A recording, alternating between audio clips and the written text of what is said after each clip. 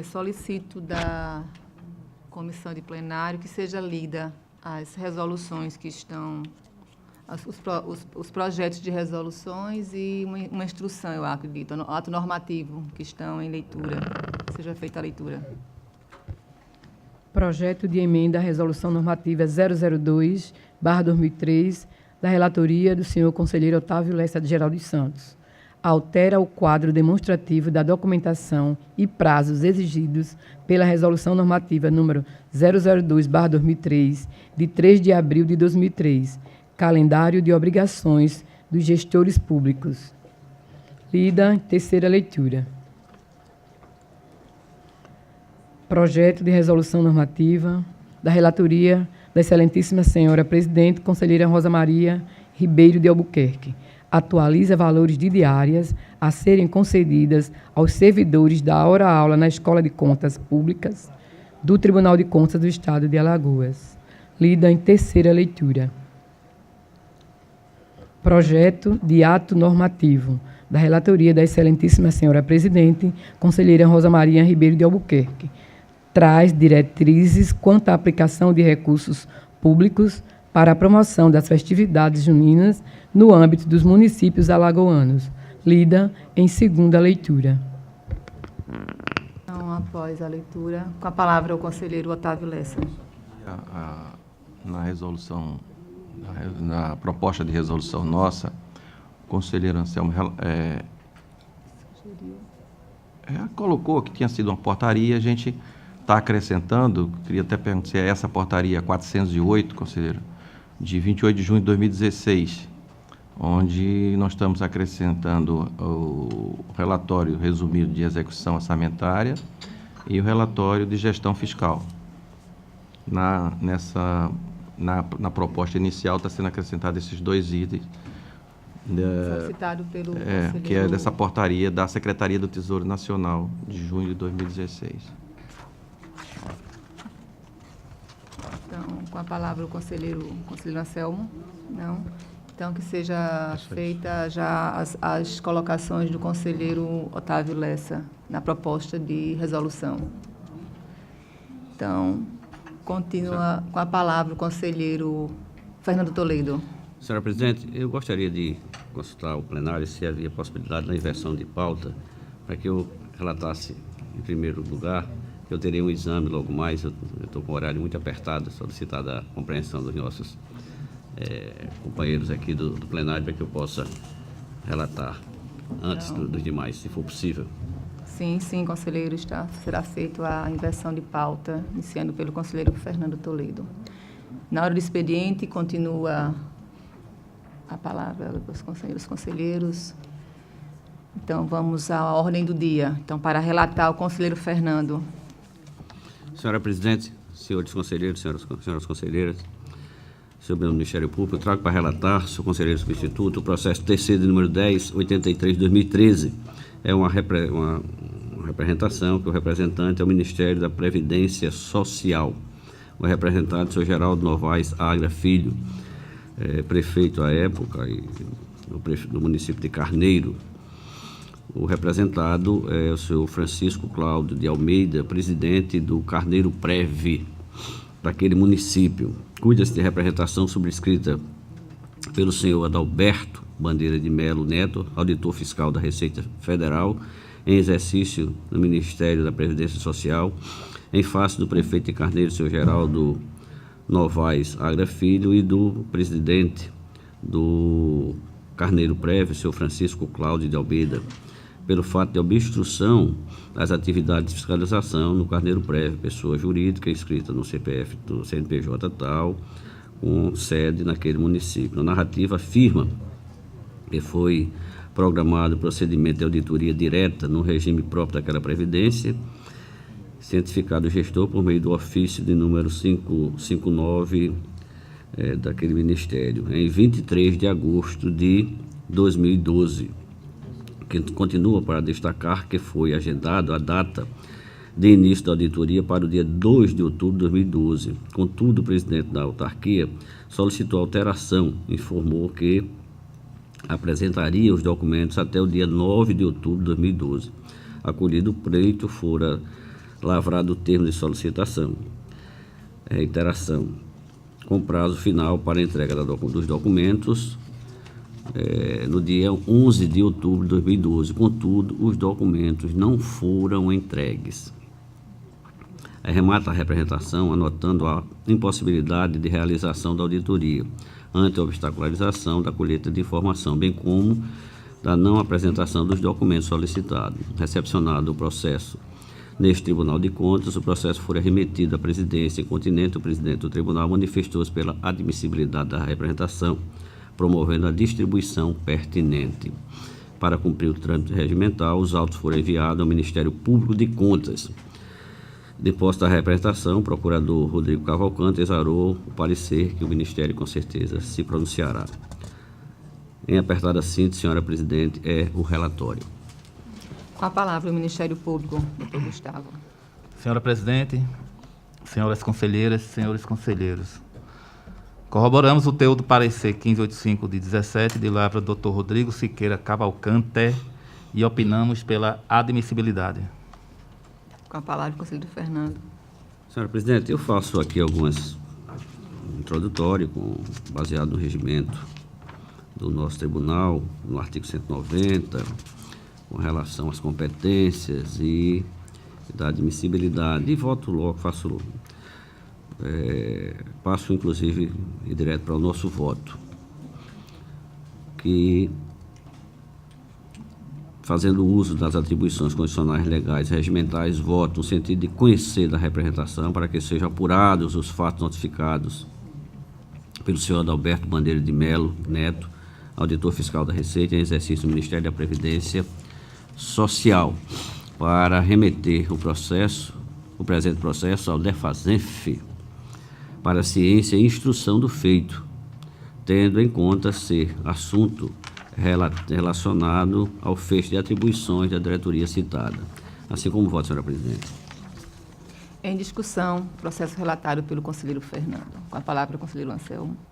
Senhor presidente, senhor relator, eu só queria saber, excelência, se a pessoa obrigada ou notificada ou citada ou intimada para oferecer documentação, se ela continua no cargo ou o município.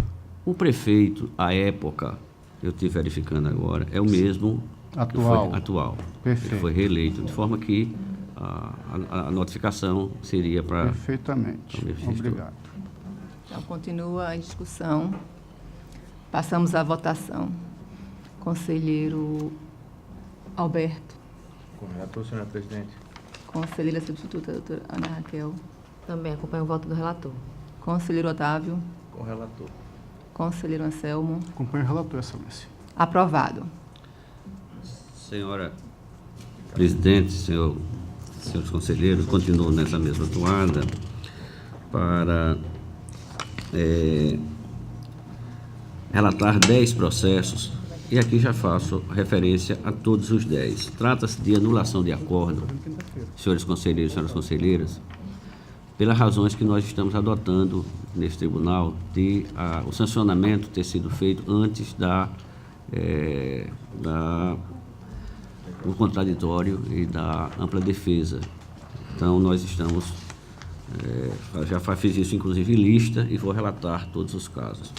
Processo TC 3371-2006, o sancionado é da Secretaria de Estado da Fazenda, o senhor Eduardo Henrique de Araújo Ferreira. Processo TC número 3352-2006, da mesma secretaria e do mesmo secretário à época. O processo 12035 de 2006, esse da Secretaria de Estado da Administração, Recursos Humanos e Patrimônio, com o interessado senhor Walter Oliveira da Silva, gestor da época desta secretaria. O processo TC de número 9885 de 2005, também da Secretaria de Administração e Recursos Humanos, o sancionado é o senhor Walter Oliveira da Silva. O processo TC número 5984 de 2006, esse da Secretaria de Estado da Infraestrutura e Serviços, interessado o senhor Fernando de Souza. O processo TC de número 445 de 2006, esse da Companhia Alagoana de Parcerias Públicas Privadas de Alagoas, o interessado, senhor Jefferson Germano Regueira Teixeira. O processo terceiro de número 6057 de 2006, este do município de Belo Monte, o interessado, senhor José Robério Barbosa da Silva. E o processo TC de número 10647 de 2006, esse da Secretaria de Estado de Comunicação. O autuado na época foi o senhor Joaldo Cavalcante. Em todos eles nós verificamos, senhor conselheiro, senhora conselheira, que o sancionamento foi posto antes da notificação e da possibilidade de contraditório e ampla defesa. E nós estamos na mesma toada das anteriores, cancelando este acordo. Assim como vossa senhora presidente, naturalmente, ouvindo o Ministério Público. Com a palavra, procurador Dr. Gustavo. Senhora presidente, o Ministério Público entende que anular o acórdão não decide a questão posta. Anular o acórdão, em tese, vai ser se prosseguir a cobrança de quem foi o responsável pelo atraso. O Ministério Público entende que deve ser anulado o acórdão e, prosseguindo no mérito, deve ser declarada a prescrição de eventual penalidade pecuniária, uma vez que não há, nesses processos, em regra, como apurar dano. É muito difícil apurar dano num processo como esse. É o meu relatório, o meu parecer, presidente. Em discussão, os processos ora relatados. Senhora presidente. Com a palavra, conselheiro Anselmo. Senhor relator, eu gostaria de saber de Vossa Excelência se essas retiradas de sancionamento, elas todas estão sendo feitas de ofício. Sim. Excelência, uma outra situação, aí evidentemente não ingressando na alegação do Ministério Público quanto à prescrição/decadência. No caso, prescrição especificamente.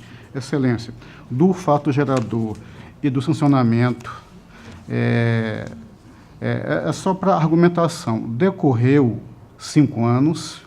Ah, sim. Esses processos, nós temos aqui a autuação de 2005, nós temos de 2006. Todas elas têm mais de 5 anos. Né? Tá. Não, eu estou falando, Excelência, do fato gerador que originou a sanção. Sim. E a aplicação da sanção. Se decorreu mais, porque os processos são de 2005, 2006, é isso? É. E a sanção é de quando, Excelência? Ela é exatamente nessa data, porque os processos, veja bem, os sancionamentos eram feitos no momento da autuação. Isso a data dele ocorreu exatamente o processo de 2004. Por exemplo, neste caso aqui que eu abri imediatamente, ele é um termo aditivo de um contrato que ele foi firmado em 2004 e o sancionamento foi feito em novembro de 2005. Tá, então, a rigor, se fôssemos entrar naquela discussão, a sua anulação é em virtude somente da questão do não oferecimento Não, eu não ingressei, eu tenho dito nos nossos votos. Especificamente isso? Que eu não tenho ingressado. Tá. Se bem que eu tenho digamos assim, uma simpatia, que nós já discutimos, já inclusive enfrentei essa questão em outros processos, Vossa Excelência inclusive pediu vista desse processo, sim, enfrentando a questão da decadência e prescrição. Mas neste caso nós estamos nós estamos suspendendo o acordo em função de algo que já foi consolidado neste tribunal, que é a questão de ter sido multado antes de ser... Caçando o acordo. Caçando o acordo, exatamente. Excelência, eu apesar que em outros processos semelhantes eu tenho votado com Vossa Excelência no mesmo sentido, mas eu vou adotar um posicionamento a partir de agora diferente, porque se há um erro improcedendo, o poder dever do tribunal agir está idôneo. Então, na minha ideia, o que seria que fazer? Realmente caçar o acordo, se oferecer o contraditório e, se for o caso, apenar. Mesmo com esse lapso temporal aí, que, no meu entender, já que não estamos tratando de prescrição e nem acho que ela exista, no caso a intercorrente, muito menos decadência, e nesse aspecto, em função disso, que eu vou evoluir o meu O meu posicionamento é da agora em diante em processos que tragam a matéria e que sejam semelhantes a esse. Mas na hora do voto eu... Então, continua em discussão. Passamos à votação. Conselheiro Anselmo. Excelência, Aliás, aqui... perdão, Não. conselheiro substituto Alberto Pires. Acompanho o relator. Conselheiro Otávio Lessa. Com o relator. Conselheiro Anselmo. Excelência, em razão de entender que há um erro improcedendo na autuação, deveria-se realmente cassar a decisão plenária e ofertar prazo para que o gestor se manifeste e, assim sendo, se fosse o caso, de aplicar a sanção. É assim que eu me posiciono com relação aos processos relatados pelo conselheiro Fernando Toledo. Conselheira substituta Ana Raquel. Senhora presidente, eu voto com o relator, mas eu concordo com o conselheiro Anselmo que esses processos têm que ser tomada alguma providência com relação à irregularidade que aconteceu, né? Houve aplicação da multa e a forma como se procedeu aqui no tribunal foi equivocada. Então, até para um reconhecimento ou não de prescrição, tem que se tomar alguma providência com relação a esses processos, ou seja, anular o acórdão, mas dar o encaminhamento ao processo. Anular só o acórdão é como o doutor Gustavo disse, ele não termina o processo.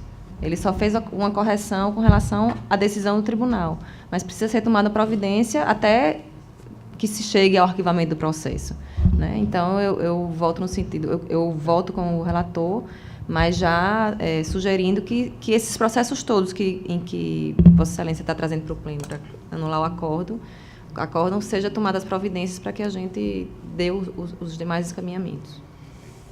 Então, neste caso, nós temos voto do conselheiro Fernando com apenas um voto contrário do... Não, na verdade é o contrário. Na verdade, eu acompanho em caçar o acórdão e com a consequência. Que como a gente não vai entrar nesse meio de discussão de prescrição e decadência a prazo, como o fato gerador foi quase que concomitante com a aplicação da sanção, houve erro em procedendo. Anule-se a sanção e se oferte o contraditório, e se oferte o processo legal. Aliás, e siga o processo legal, citando o responsável. Aí sim, os julgamentos normais, procedimento administrativo. Então, aprovados os processos relatados pelo conselheiro Fernando. Ainda com a palavra o conselheiro Fernando. Senhora presidente, eu não tenho mais processo para relatar nessa sessão e pediria a Vossa Excelência para poder me ausentar para participar desse... Concedido, atendido o pedido do conselheiro Fernando. Inclusive, ainda me estendendo um pouco, que não é matéria desta sessão, mas pedir a Vossa Excelência que na sessão da Câmara, Vossa Excelência solicite a participação do conselheiro substituto para compor o quórum. Eu não vou poder participar. Já está Muito obrigado, senhora convocado o conselheiro Sérgio para fazermos a sessão da Câmara, logo após a sessão plenária. Então, continuamos pela ordem para relatar o conselheiro Otávio Lessa. Senhora presidente, senhora conselheira, senhores conselheiros, senhor representante do Ministério Público.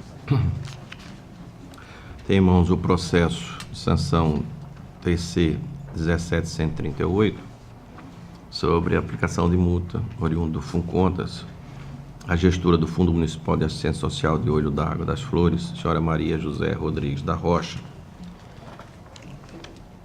pelo não encaminhamento da primeira remessa do SICAP. Só tem um caso de uma aplicação sem o PIFAL, do mínimo, da ciência gestora desta deliberação para que no prazo de 15 dias a contar de trânsito julgado presente o acordo, do presente de acordo, pela remessa da direção do FUNCONTAS para a ciência e cumprimento da deliberação do INTIA e alertar a gestora que o não pagamento da multa, ora aplicada no prazo fixado, implicará em comunicação à Procuradoria-Geral do Estado para ajuizamento da competente ação de execução extrajudicial. Com a palavra o Ministério Público. Senhor presidente, senhora presidente, o Ministério Público opina pela aplicação da multa. Em discussão, o processo era relatado. Em votação, conselheiro Anselmo. Acompanho o relator, Excelência. Conselheira substituta Ana Raquel. Com o relator também, senhora presidente. Conselheiro substituto Alberto. Também acompanho o relator, senhora presidente. Aprovado. Processo TC 8108-2015, versus autos sobre a representação formulada pelo Ministério Público de Contas em fase, à época do prefeito do município de Coqueiro Seco, senhora Maria Nilza dos Santos Correia, e o secretário de Educação, senhor João Imbuzeiro Neto. Os fatos ocorridos no exercício financeiro 2007-2008, relacionados a suposta irregularidade na aplicação do Fundeb. O Ministério Público de Contas recebeu o relatório de fiscalização da Controladoria Geral da União, no qual foram apontadas irregularidades quanto ao uso dos recursos do Fundeb, relacionados ao procedimento licitatório da modalidade de convite, bem como a falta de controle de estoque de merenda e a ausência de controle de documento comprobatório de despesas. Com tudo isso, eu voto pelo acolhimento da representação da denúncia. B, pela apuração dos fatos noticiados através da realização de uma inspeção em loco, observando o requerimento do parquê de contas. B, D, C, que os autos deverão continuar no gabinete do relator para solicitamento até que sejam apresentadas as informações requisitadas ao gestor. D, que seja publicada no Diário Oficial Eletrônico para sua eficácia jurídica. Com a palavra, Ministério Público. Senhor presidente, trata-se de uma representação de um ofício da CGU elencando diversas irregularidades no município em questão. O conselheiro Otávio Lessa proferiu um voto que está totalmente de acordo com os encaminhamentos propostos pelo Dr. Ricardo Schneider. E meu parecer é pelo conhecimento e apuração. Em discussão, processo ora relatado, em votação. Conselheiro Anselmo. Acompanho o relator, excelência. Conselheira substituta Ana Raquel. Acompanho o relator também, senhora presidente. Conselheiro substituto Alberto. Com o relator, senhora presidente. Aprovado. Processo TC 15.840, também versus autos sobre comunicação do Ministério da Previdência Social, tendo em vista uma realização de auditoria do município de Pilar em relação de irregularidade na utilização dos recursos da unidade gestora RPPS do referido município. Os autos evoluíram ao Ministério Público, que exarou o parecer 1701, opinando pelo prosseguimento da denúncia através da realização de diligências. O processo TC 11992 de 2014, também versus autos sobre a representação formulada pela empresa Greine Brasil Produtos Médicos Hospitalares, em face da Secretaria Municipal de Saúde de Maceió, em razão de irregularidades no contrato realizado entre o interessado e o agente administrativo municipal. Os autos evoluíram ao Ministério Público e exarou o parecer 18 de 2016, opinando pelo prosseguimento da denúncia através da realização de diligências. E o processo TC 6902 de 2012, também versus autos sobre representação formulada pela senhora Irene Maria da Conceição, em face dos ex-gestores do município de Santa Luzia do Norte, senhora Maria de Fátima Barros Lins e o senhor Deraldo Romão de Lima, em razão de irregularidade dos recursos oriundos do Fundo de Previdência Municipal. Os autos evoluíram ao Ministério Público, que exarou o parecer 1614 de 2017, opinando pelo prosseguimento da denúncia através de realização de diligência. Nesse caso específico aqui, um dos gestores já é falecido, o Deraldo Romão de Lima. Ficaria a sugestão que a gente possa, na verdade, fazer as diligências, mas eu queria ouvir o Ministério Público com relação apenas a ex-gestora, dona Maria de Fátima Barros Lins. A palavra do Ministério Público. Senhora presidente, em relação a essa temática de falecimento de gestor, fazendo paralelo com o processo judicial, temos dois casos bem distintos. No processo penal, o falecimento do denunciado, ele acarreta a extinção da punibilidade, né? E no processo civil, não. Ele permite prosseguir contra os herdeiros daquele falecido. O senhor poderia dar detalhes Eu estou falando aqui nós estamos acolhendo a representação e fazendo diligências. No caso específico, a diligência vai ser dirigida efetivamente a pessoa que está viva, que era, claro. não é saiu. A outra não tem jeito. atual gestor. Então, eu acho que a gente está na fase de colhimento de informações. Pronto, então, Essa é a nossa sugestão. eu concordo com a solução do conselheiro Otávio. Se porventura posteriormente vier alguma responsabilização para essa pessoa que faleceu, deverá ser citado o espólio, o inventariante, não sei, aí tem que ver no decorrer do futuro. processo. Essa é a proposta. Então, só queria ver isso do Ministério Público. Então, todos os 3 casos aqui pelo acolhimento da representação / denúncia, notificar os gestores para que, no prazo de 15 dias, contar a partir do recebimento da notificação via R, justifique e apresente suas manifestações como objeto da representação. Intimar os atuais gestores para que informe o requisitado no parecer 1614 do Ministério Público e nos outros pareceres, e que os autos deverão ser sobrestados no gabinete do relator para aguardar essas diligências e que seja publicado no Diário Oficial Eletrônico para as eficácias jurídicas. É como voto, senhores conselheiros. Senhora Presidente. Em discussão, o processo ora relatado. Com a palavra, a conselheira Ana Raquel. Só esclarecendo, Vossa Excelência está primeiro pedindo documentação para poder que seja averiguado se há irregularidades. Isso. Se houver, aí vai citar os responsáveis para que se manifestem contra a Exatamente. É só isso. Depois o processo vai ter seu andamento normal de acordo com a diligência. Continua em discussão. Passamos à votação. Conselheiro Anselmo. Senhora Presidente, eu tenho um pensamento um pouco diferente.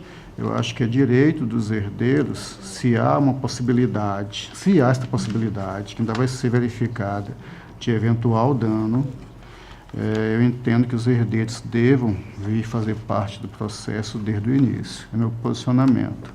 Aos herdeiros do decúgio e ao outro gestor também. Seria o meu posicionamento a respeito, senhora Presidente.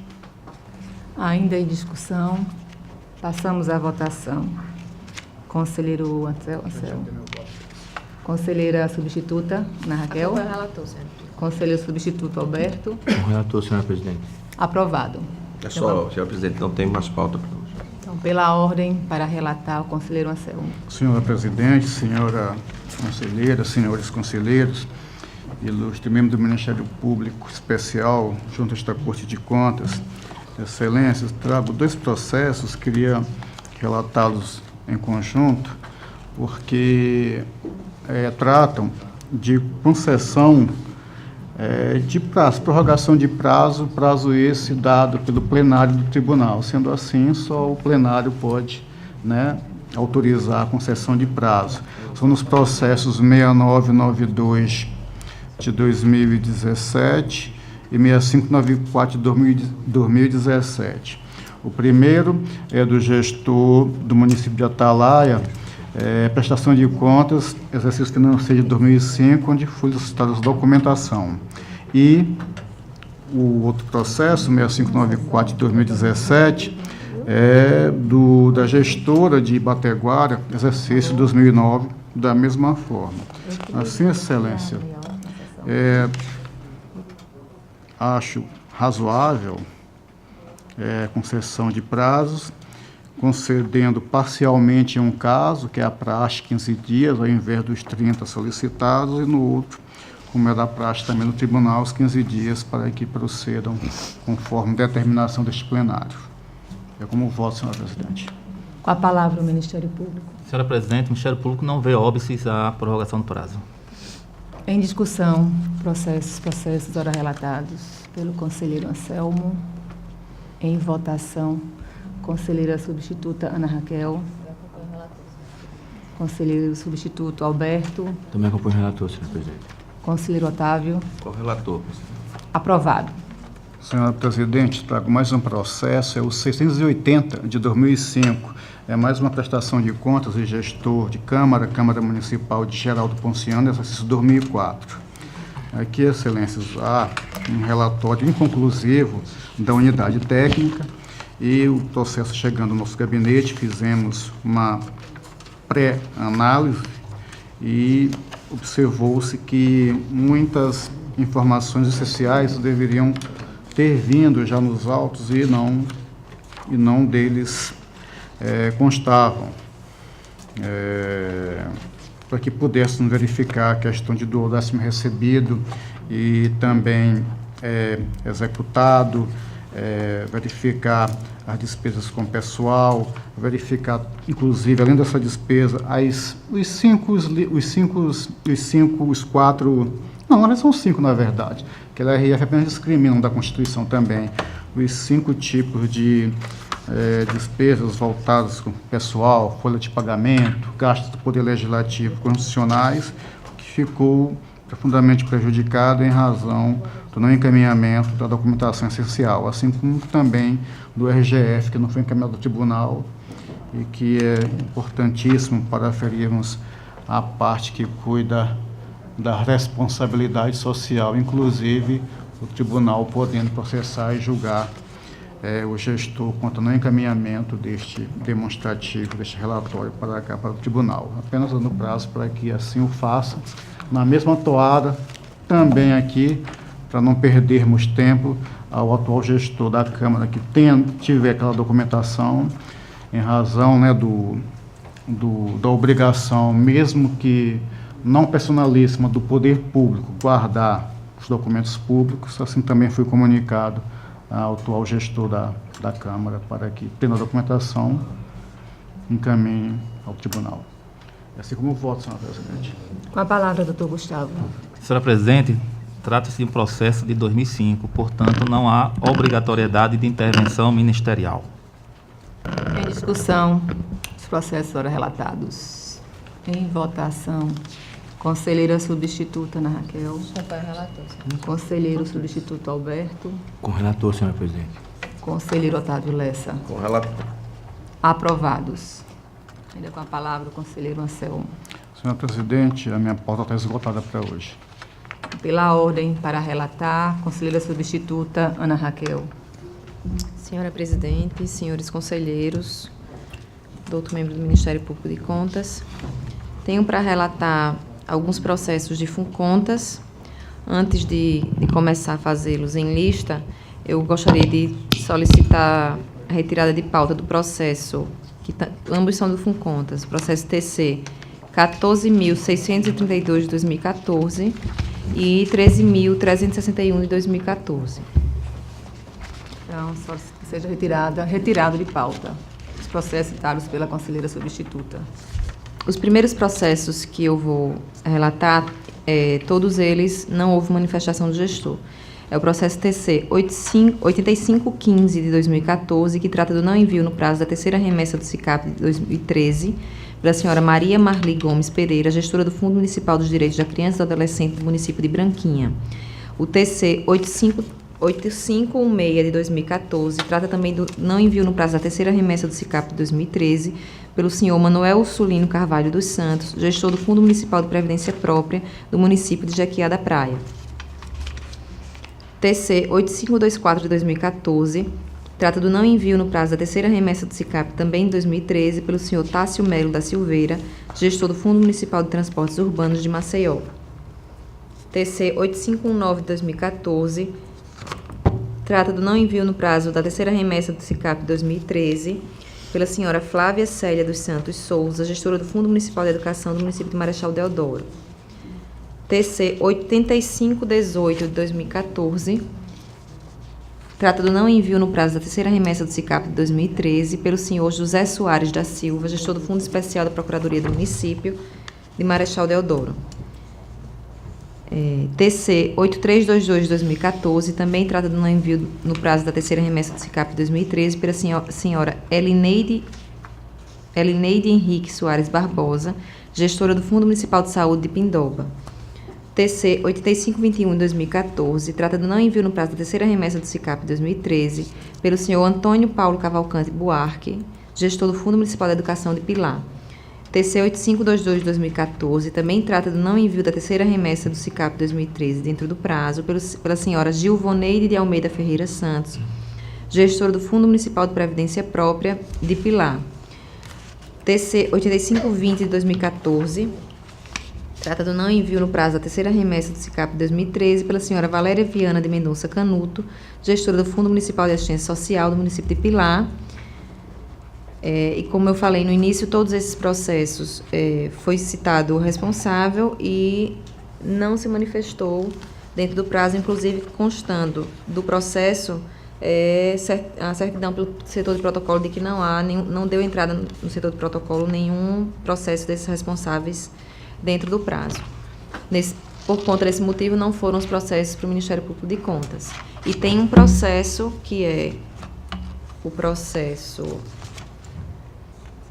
TC 6015 de 2014, que trata do não envio no prazo também da terceira remessa do SICAP 2013 para a senhora Magda Cristina Lima de Almeida Sampaio, gestora do Fundo Municipal de Educação do município de Pilar, que esse sim, a gestora se manifestou, mas sua defesa foi considerada inconsistente, inclusive o Ministério Público de Contas se manifestou no mesmo sentido, e, portanto, em todos os processos, eu me manifesto pela aplicação da multa de 100 UFAOs pelos respectivos descumprimentos. Com a palavra, o Ministério Público. Senhora Presidente, o Ministério Público opina pela aplicação da multa em todos os processos relatados pela conselheira Ana Raquel. Em discussão, os processos ora relatados. Em votação, conselheiro substituto Alberto. Acompanho a relatora, senhora presidente. Conselheiro Otávio Lessa. Com a relatora. Conselheiro Anselmo. Acompanho a relatora, senhora presidente. Aprovados. Ainda com a palavra a conselheira substituta. Tenho para relatar agora, senhora presidente, o processo 11.931 de 2015. Trata o presente processo de consulta formulada pelo prefeito do município de Pariconha à época, senhor Fabiano Ribeiro Santana, objetivando a obtenção de posicionamento desta Corte de Contas sobre a forma de calcular o valor de duodécimo a ser repassado ao Poder Legislativo Municipal. O consulente submete para apreciação deste tribunal a seguinte indagação, transcrita na forma em que foi proposta. Vimos, por meio desta, solicitar informações sobre a forma de calcular o valor do duodécimo a ser repassado ao Poder Legislativo Municipal, esclarecendo, inclusive, se as receitas provenientes da planilha em anexo, encaminhadas pelo Poder Legislativo, estão corretas. O processo aportou no Gabinete dos Auditores, cujo posicionamento foi exarado através do parecer número 189 de 2015, de lavra do conselheiro substituto Alberto Alves de Abreu, a opinativa que concluiu pela inserção das seguintes receitas na composição da base de cálculo do Poder Legislativo. 1. Receitas tributárias. ISS, IPTU, ITBI, ITR. Segunda parte. Contribuições de melhoria, dívida ativa tributária decorrente dos tributos especificados nas alíneas A, B, C e D deste inciso. Multas e juros tributários decorrentes dos tributos especificados nas alíneas A, B, C e D, também deste inciso. Receitas de transferências. A. IOF, ouro, imposto de renda sobre rendimentos pagos pelo município, suas autarquias e fundações, IPI, exportação, a cota parte, FPM, a cota parte da CID, ITR, cota parte, IPVA, cota parte de ICMS, de exoneração, os advindos da Lei Candir, COSIP, CID, e multas e juros decorrentes das transferências especificadas no inciso, caso ocorram. O Ministério Público de Contas se manifestou através do parecer 1992 de 2017, /PG/EP, de lavra do Dr. Enio Andrade Pimenta, opinando que a resposta à indagação proposta seja feita nos seguintes termos. A. Que o montante do repasse efetivo a título de duodécimo depende de previsão legal, podendo ser menor que o teto constitucionalmente estabelecido no artigo 29A da Constituição da República, mas nunca maior. B. Que as receitas provenientes da contribuição de iluminação pública, COSIP, bem como os consectários legais advindos de eventuais inadimplementos, devem ser computadas. C. Que a contribuição previdenciária do servidor público e a multa não tributária, multas de trânsito, não devem ser computadas. D. O repasse a título de compensação devida da Lei Complementar número 87/96 não deve ser considerado para efeito do limite do duodécimo. E. Que os royalties e as verbas recebidas pelo SUS não devem compor o limite do duodécimo. Os recursos do Fundeb, inclusive a complementação por parte da União, que não integrem a base de cálculo mencionada no artigo 29A da Constituição Federal, não devem ser contabilizados. G. Os recursos destinados ao Fundeb previstos no artigo 29A da Constituição, a parcela recebida do Fundo de Participação dos Municípios e a relativa ao Imposto sobre a Propriedade Territorial Rural, ITR, devem ser contabilizados na apuração do montante máximo possível das despesas do Poder Legislativo Municipal. Esse é o relatório, senhora presidente. Com a palavra o Ministério Público, doutor Gustavo. Senhora Presidente, A conselheira Ana Raquel já fez meu trabalho aqui. Portanto, só me resta corroborar o parecer 1992 do Dr. Enio Pimenta. A palavra à conselheira substituta. Dando seguimento aqui, eu discorro um pouco sobre a competência, sobre a admissibilidade e peço vênia para não lê-los na íntegra, visto que é um processo que cabalmente estão admitidos. E passo a enfrentar as questões suscitadas. A indagação. Vimos, por meio desta, solicitar informações sobre a forma de calcular o valor do duodécimo a ser repassado ao Poder Legislativo Municipal, esclarecendo, inclusive, se as receitas provenientes da planilha em anexo encaminhadas pelo Poder Legislativo estão corretas.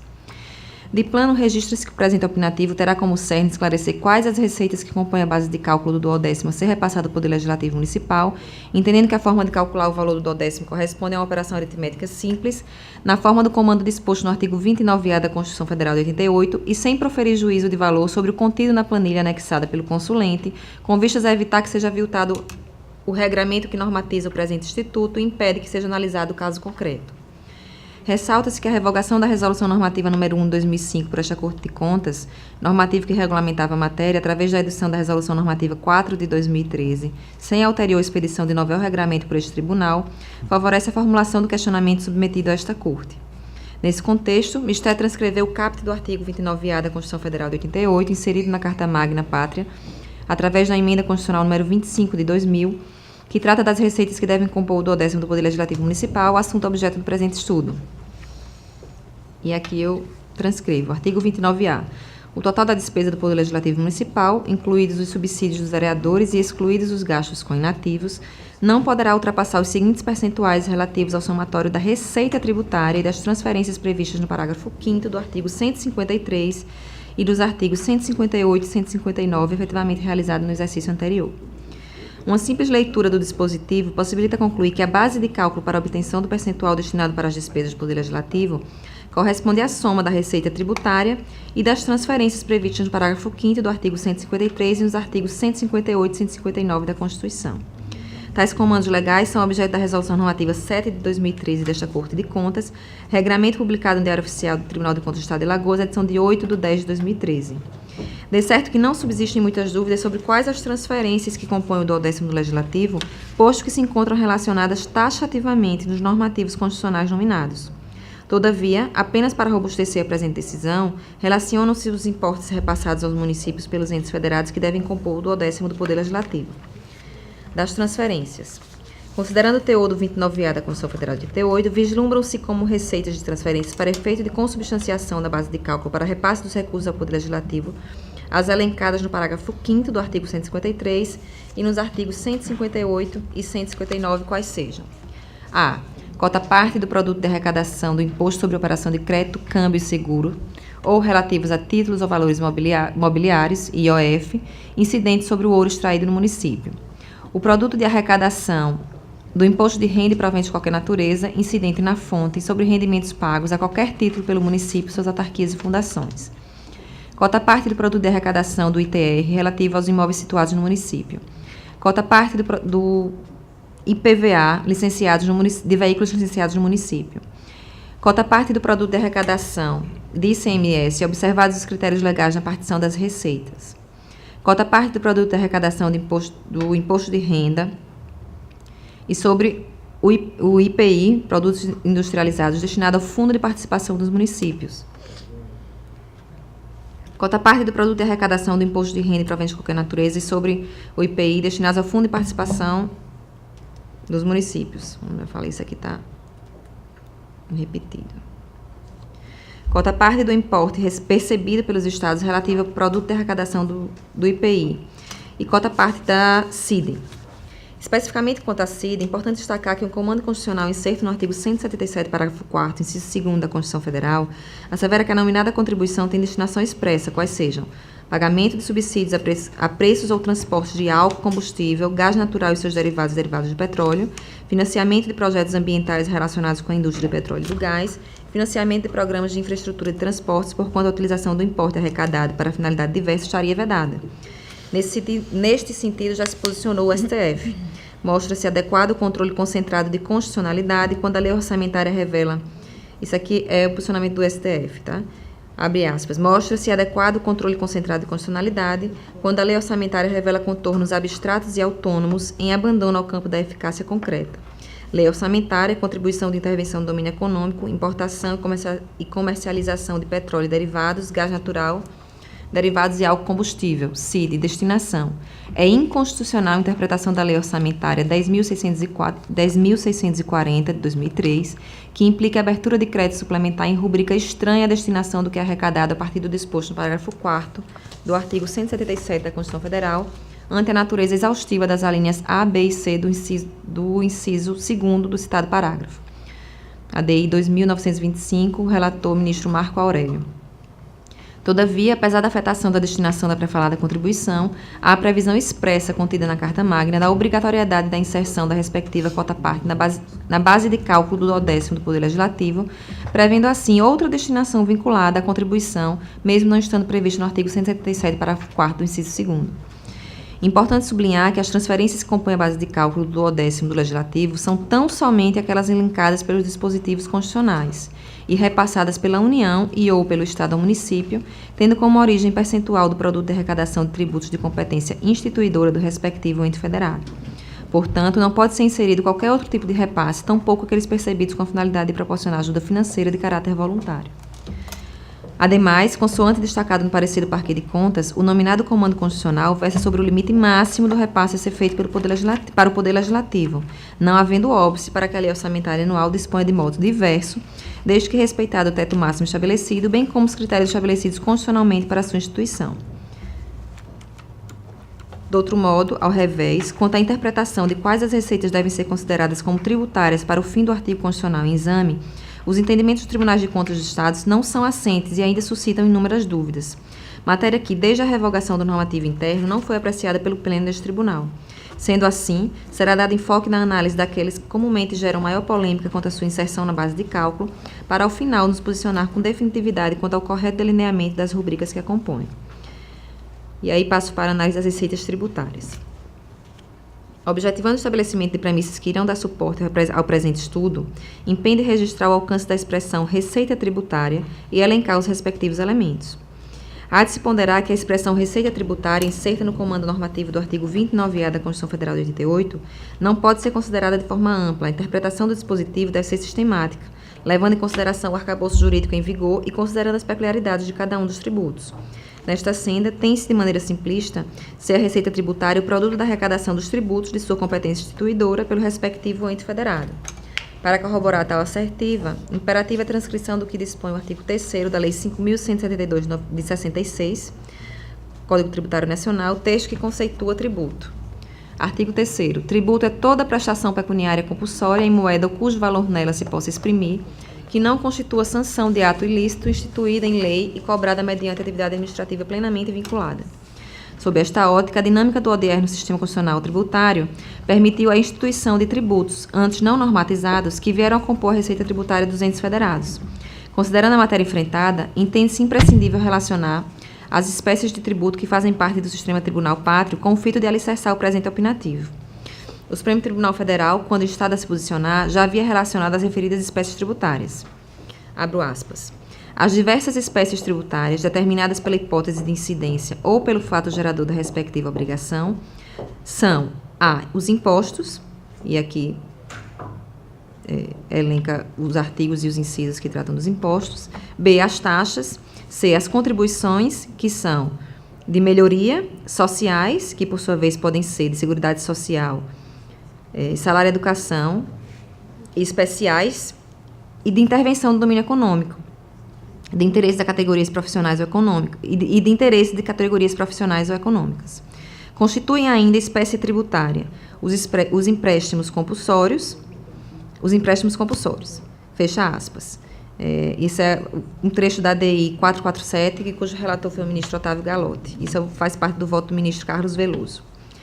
Com promulgação da Emenda Constitucional 39 de 2002, o Constituinte derivado autorizou a instituição da contribuição para custeio do serviço de iluminação pública, COSIP, pelos municípios, e o respectivo dispositivo foi inserto no capítulo que versa sobre o Sistema Tributário Nacional In verbis. Artigo 149-A. Os municípios e o Distrito Federal poderão instituir contribuição na forma das respectivas leis para o custeio do serviço de iluminação pública, observado o disposto no artigo 150, incisos 1 e 3 da COSIP. A questão nodal que precisa ser encarada cinge especificamente em firmar posicionamento sobre a inclusão da receita do produto da arrecadação da COSIP na base de cálculo do 10º do Poder Legislativo Municipal.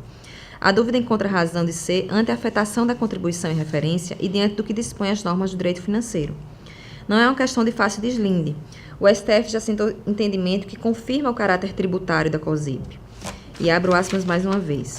Lei que restringe os contribuintes da COSIP aos consumidores de energia elétrica do município não ofende o princípio da isonomia, ante a impossibilidade de se identificar e tributar todos os beneficiários do serviço de iluminação pública. A progressividade da alíquota, que resulta do rateio do custo da iluminação pública entre os consumidores de energia elétrica, não afronta o princípio da capacidade contributiva. Tributo de caráter sui generis, que não se confunde com o imposto, porque sua receita se destina a finalidade específica, nem com uma taxa, por não exigir a contraprestação individualizada de um serviço ao contribuinte. Exação que, ademais, se amolda aos princípios da razoabilidade e da proporcionalidade. Recurso extraordinário 573.675, relator ministro Ricardo Lewandowski. No bojo do voto condutor do recurso acima transcrito, o ministro relator passeia pelas diversas posições da doutrina acerca do tema e, como alicerce da conclusão exarada, assenta como posicionamento. Ora, partindo-se do pressuposto que a contribuição para o custeio da iluminação pública configura um tributo, mas consideradas suas especificidades, forçoso convir que ela não se enquadra em qualquer das espécies tributárias enunciadas no voto do ministro Carlos Veloso.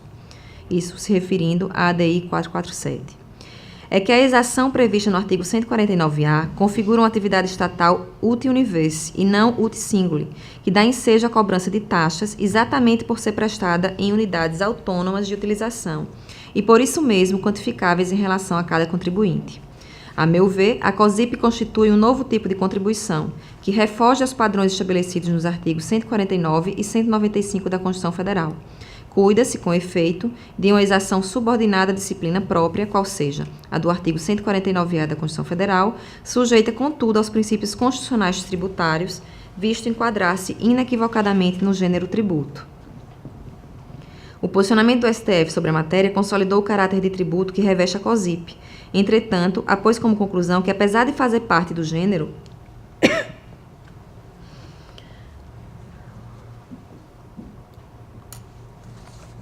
ela não se enquadra em qualquer das espécies tributárias anteriormente consideradas, tendo sido, por conseguinte, instituída uma nova espécie de tributo com características peculiares delimitadas pelo normativo constitucional.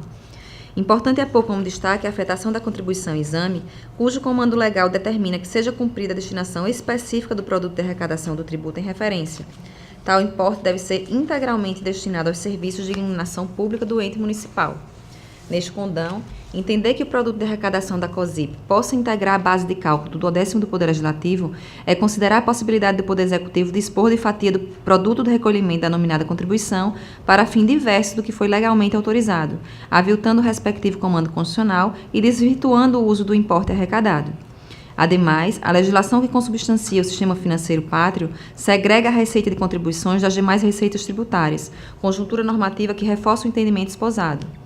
Neste diapasão, cumpre-se trazer à baila o artigo 9º da Lei 4320 de 1974, que estatui as normas do direito financeiro de aplicabilidade nacional.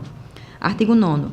Tributo é a receita derivada instituída pelas entidades de direito público, compreendendo os impostos, as taxas e as contribuições nos termos da Constituição e das leis vigentes em matéria financeira, destinando-se o seu produto ao custeio de atividades gerais ou específicas exercidas por essas entidades. E ainda para alicerçar a limitação do alcance da denominada expressão, transcreve-se o disposto no artigo 4º do inciso 2º da Lei Complementar número 101 de 2000, artigo 2º. Para os efeitos desta lei complementar, entende-se como, lá no inciso 4º diz, receita corrente líquida, somatório das receitas tributárias, receitas de contribuições, receitas patrimoniais, industriais, agropecuárias, de serviços, transferências correntes e outras receitas também correntes, deduzidos. E aqui eu não transcrevo porque não importa mais para o que a gente está tratando aqui no processo. A portaria conjunta número 2 de 2012 da STN, que teve por finalidade, dentre outras, padronizar os procedimentos contábeis orçamentários nos 3 níveis de governo e aprovou os procedimentos